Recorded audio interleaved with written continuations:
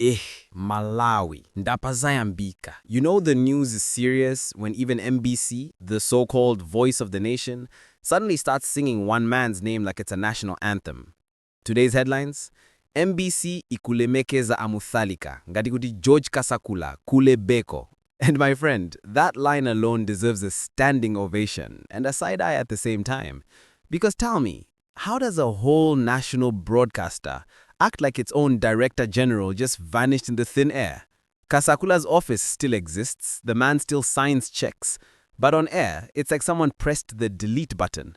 This is not journalism, this is political karaoke.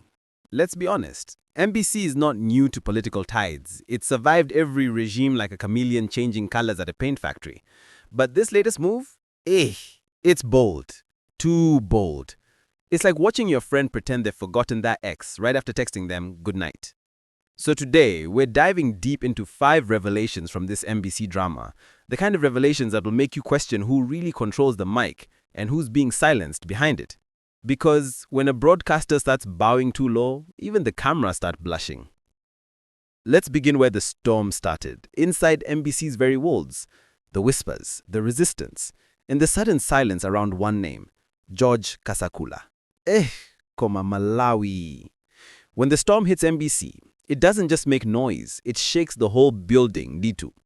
The whisper started small, the newsroom staff murmuring that George Kasakula, the Director General himself, was refusing to bend to the political wind. Some called it courage, others called it stubbornness.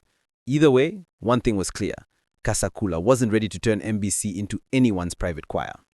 According to insiders, the man stood his ground like a seasoned editor defending a headline. He reportedly told management, "We report, not worship." And that line, if true, deserves to be framed in the newsroom, right next to the flag. Because when a journalist refuses to kneel, it's not arrogance, it's duty. But duty doesn't always pay the bills, my friend. Soon the internal resistance started clashing with external pressure. Calls allegedly began coming in. Tone down the criticism, shift focus to development stories, give more airtime to DPP officials. You know, the usual political poetry. Then, suddenly, out of nowhere, MBC's tone changed. News segments that once balanced coverage started sounding more like presidential praise songs. And the biggest clue? They started treating Peter Mutharika like the only headline worth mentioning, as though Kasakula had packed his bags and moved to Mars. The irony here is almost poetic. The man who once pushed for journalistic independence at MBC is now being ghosted by his own station, like a director cut out of his own movie. It's tragic comedy at its finest. So what does this mean? It means there's a power struggle, silent but dangerous, brewing inside MBC, one between professional integrity and political obedience, between news and narrative. And it's not just about Kasakula, it's about every journalist who still believes their microphone belongs to the people, not to politicians. Right now, MBC feels less like the voice of the nation and more like the echo of one man. And if Kasakula's silence continues, we might soon forget what true broadcasting sounded like in Malawi. But my friend, when media starts choosing sides, the message becomes the weapon. So let's talk about the second revelation: how control of the microphone means control of the nation's mind. Now listen, my friend. When a broadcaster stops reporting and starts rehearsing, you know the script has changed. What we're seeing at MBC right now is not journalism in motion. It's propaganda in rehearsal. A whole institution, built on public trust, is slowly turning into a stage where only one voice gets the spotlight. Let's call it what it is: narrative control. In Malawi, controlling information is the oldest trick in the political playbook. When you can't convince the people, you confuse them. And when confusion doesn't work, you just drown every other voice with your own. That's what MBC seems to be doing, bit by bit, tone by tone. Every news bulletin now sounds like it went through a political approval filter.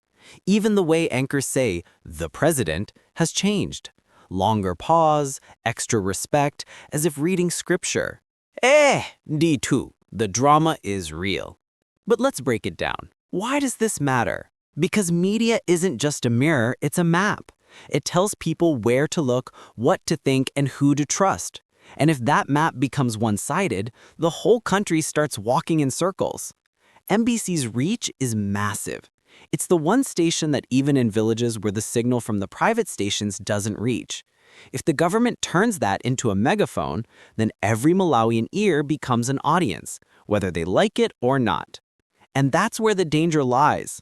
Once truth gets edited, democracy starts suffocating quietly. It doesn't collapse overnight. It fades, story by story, headline by headline. Right now, it feels like we're watching a carefully choreographed performance. Every praise story for Mutharika, every omission of Kasakula, every balanced segment tilted just slightly toward power. It's not a coincidence, it's design. But here's the twist. The louder propaganda becomes, the more people start noticing the silence it hides.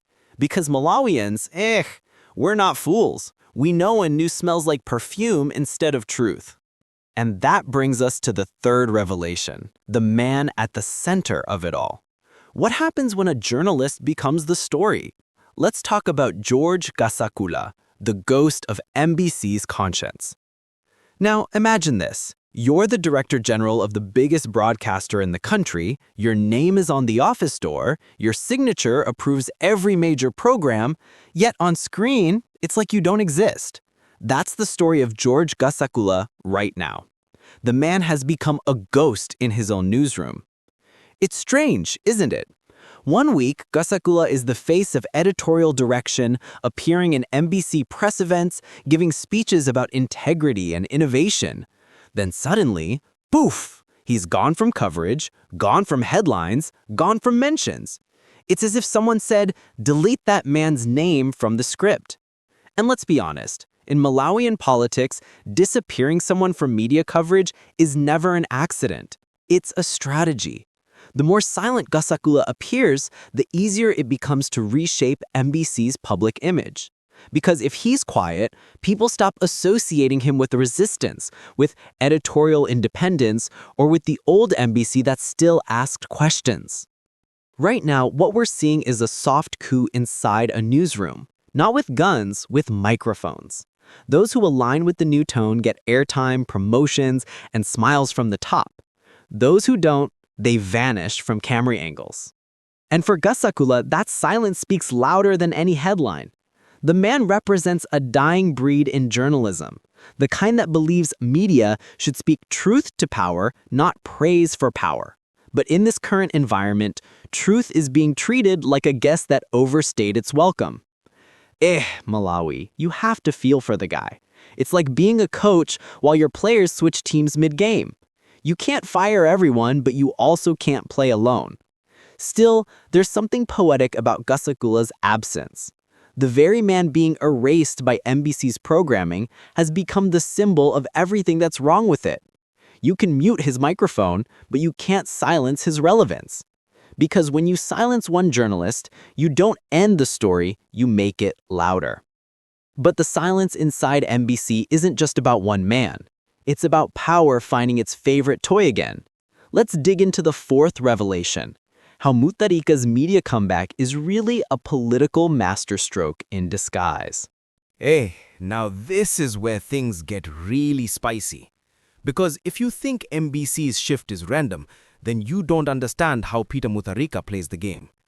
The man doesn't just make political moves, he choreographs them like a chess master who already knows where your king will fall.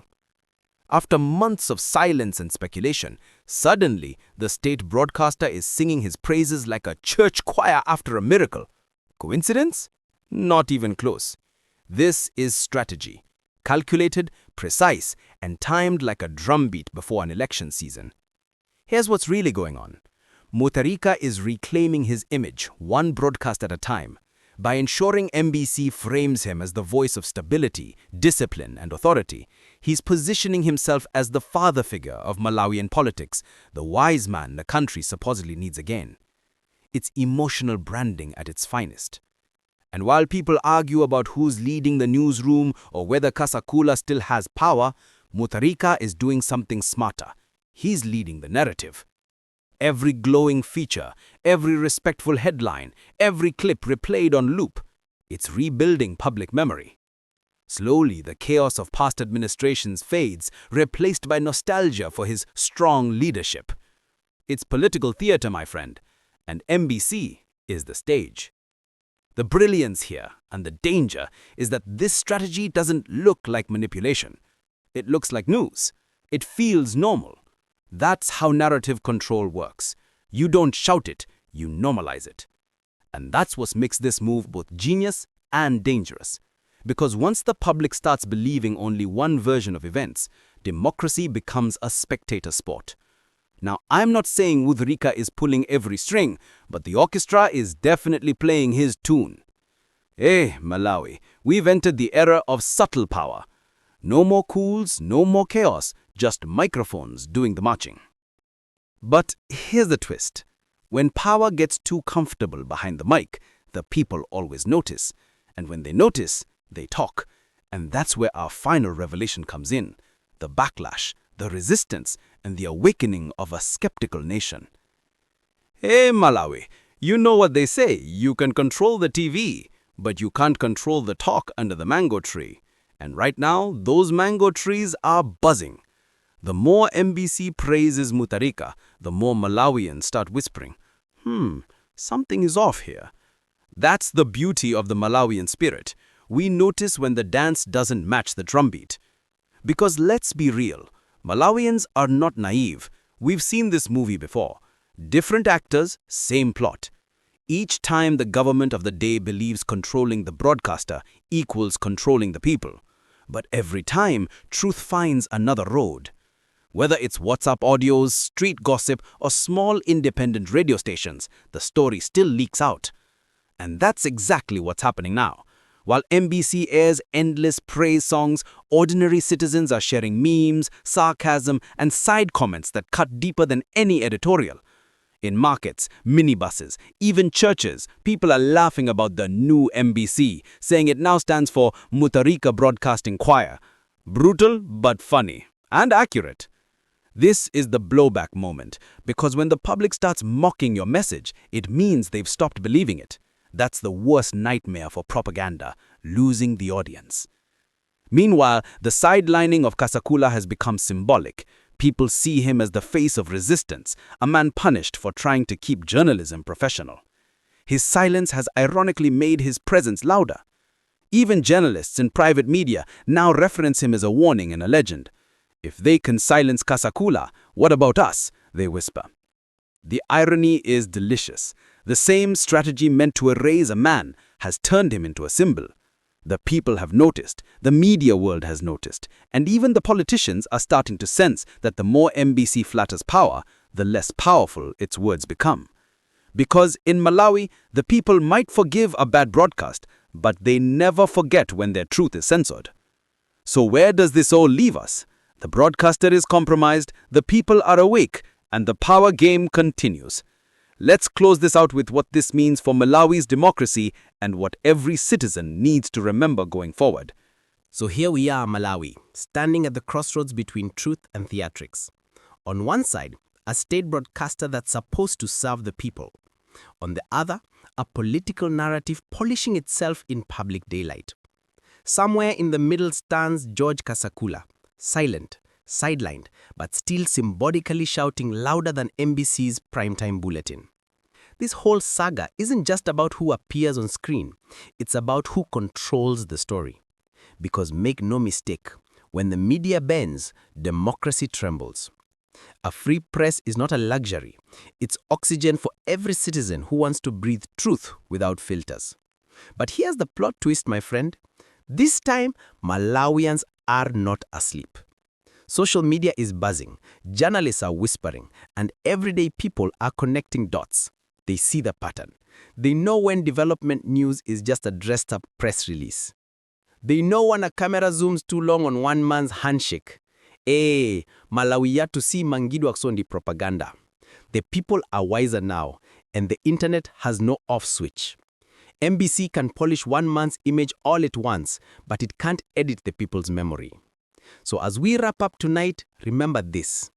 In a country where power writes the headlines, your awareness is your resistance. Keep questioning, keep laughing, keep watching closely, because truth doesn't die. It just waits for its mic to be unmuted. And if you want to stay ahead of every twist, every power move, and every behind-the-scenes revelation they don't want you to hear, you already know what to do. Hit that like, subscribe, and bell icon, because here on Global Pulse Newz, we don't echo propaganda. We dissect it loudly, boldly, and with a little Malawian spice. Zikomo Kwambiri Malawi. Stay sharp, stay informed, and stay fearless.